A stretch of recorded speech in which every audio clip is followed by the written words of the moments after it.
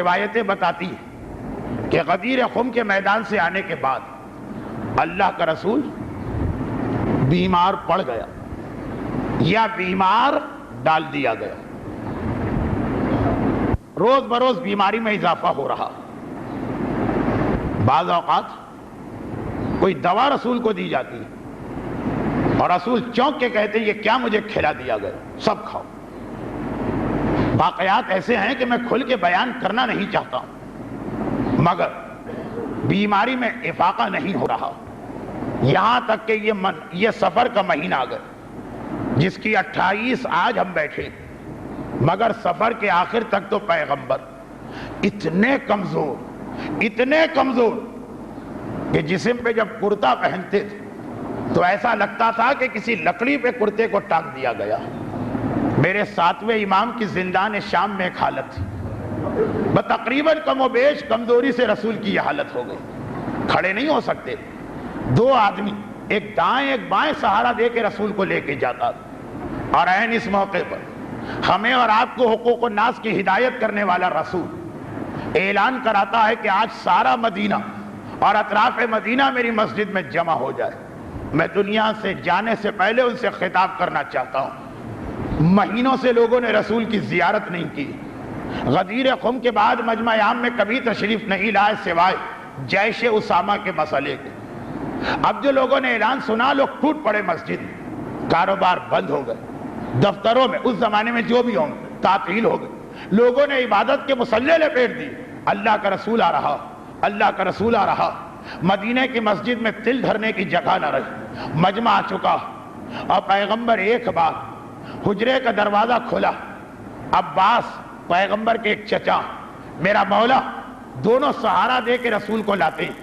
حسن و حسین نانا کے ساتھ ساتھ چل رہے ہیں. ایک بار پیغمبر اپنے ممبر کے قریب پہنچے.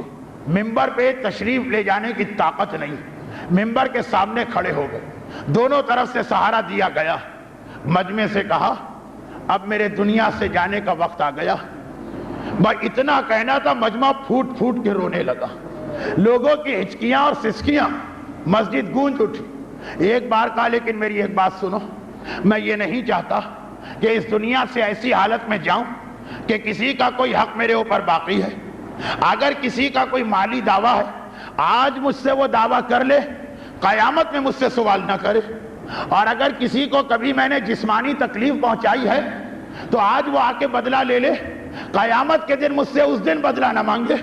سارا مجمع بے اختیار چیخنے لگا اللہ کے رسول یہ آپ کیا ارشاد فرما رہے ہیں. مگر ایک آدمی کھڑا ہو گئے.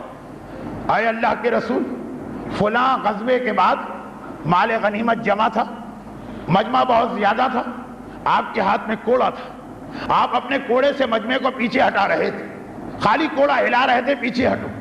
ایک بار وہ کوڑا میری کمر پہ ٹکرا گیا. میں کبھی آپ سے بدلے کی بات نہ کرتا, لیکن جب آپ خود کہہ رہے ہیں تو مجھے بدلہ لینا. پیغمبر اسلام نے سنا.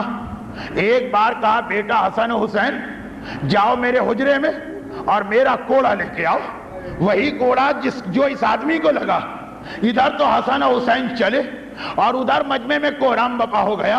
لوگوں نے کہا کہ اشرف ہمارے بدن پہ کوڑا مار لے, دیکھتا نہیں رسول کتنے بیمار ہیں, دیکھتا نہیں رسول کتنے کمزور ہیں. اس نے کہا اگر پیغمبر منع کر دے تو میں اپنا حق نہیں لوں گا, تم نہ بولو. پیغمبر نے کہا خاموش ہو جاؤ, اس کا حق اسے لینے دو. بہت دیر ہو گئی, لوگ گھبرا گئے. آخر میں ایک مرتبہ حسنین باہر آئے, کوڑا لا کے نانا کو دیا. ایک بار پیغمبر نے کوڑا اس کے حوالے کیا, کہا اللہ کے رسول آپ کہتے ہیں تو میں اسی حالت میں کوڑا مار دیتا ہوں, ورنہ جب میرے بدن پہ کوڑا پڑا تھا تو میرا کرتا اس وقت اترا ہوا تھا اور میرے جسم کا اوپری حصہ اس وقت ظاہر ہو رہا تھا.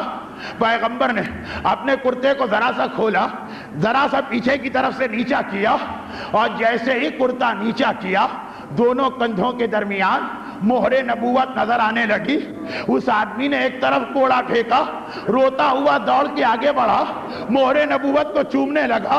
अल्लाह के रसूल, भला मेरी ये मजाल कि मैं आपसे बदला लूं, मुझे तो मोहर नबूवत की जियारत करना थी और इसे बोसा देना था, इसलिए मैंने ये सारा वाकया पेश किया।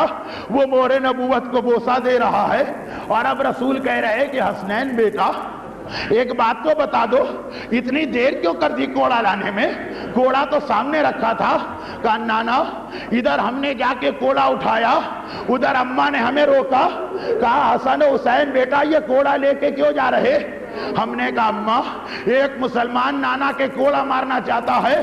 अरे हमारी माँ एक मर्तबा फरियाद करके गश खा के जमीन पे गिर पड़ी थी और कहा था बेटा हसनैन, अगर वो तुम्हारे नाना को कोड़ा मारे, अपने कुर्ते उतार के आगे बढ़ जाना और कहना हमें कोड़ा मारो, फातिमा के बाबा को कोड़ा न मारना, वो इस वक्त बहुत बीमार, बहुत कमजोर। शहजादी, हल्का सा कोड़ा लगाना है, आप बर्दाश्त न कर सकी क्योंकि बाबा बीमार है। जरा मैदान करबला में आकर अपने बीमार पोते सज्जाद को देखे, सारा रास्ता कूफे से शाम कोड़े खाते खाते जा रहा है और बस एक आखिरी जुमला।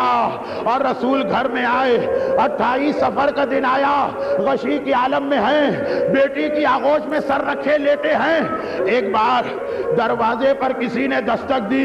फातिमा ने पूछा कौन? जवाब मिला रसूल से मिलना चाहता हूं। ज़हरा ने कहा इस वक्त नहीं, किसी और वक्त आना, मेरा बाबा बीमार है। आने वाला खामोश हो गया। थोड़ी देर गुजरी, एक बार फिर उसी ने आवाज दी। ज़हरा ने कहा किसी और वक्त आना। तीसरी बार फिर दस्तक दी। अब ज़हरा को जलाल आ गया। आए आने वाले, बार बार कह रही हूं मेरा बाबा बहुत बीमार है, मुलाकात नहीं कर सकता। पैगंबर ने आंखें खोली, फातिमा बेटी आने वाले को इजाजत दे दे।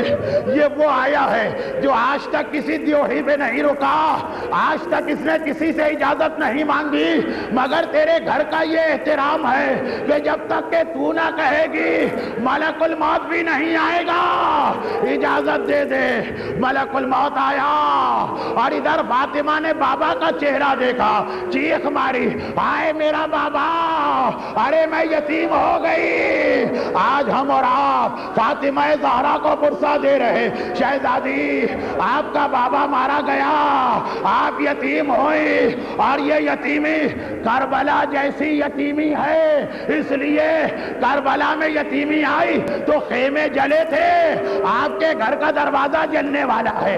करबला में यतीमी आई, बच्चियों के तमाचे लगे, आपकी कमर पे कोड़े पड़ने वाले हैं। अरे करबला की यतीमी जैसी यतीमी है, मगर शहजादी बस इतना फर्क है, आप यतीम हुई, बाबा को गुस्ल मिला, कफन पहनाया गया, अरे कुछ ने नमाज़े जनाजा पढ़ी, आपका बाबा दफन हो गया।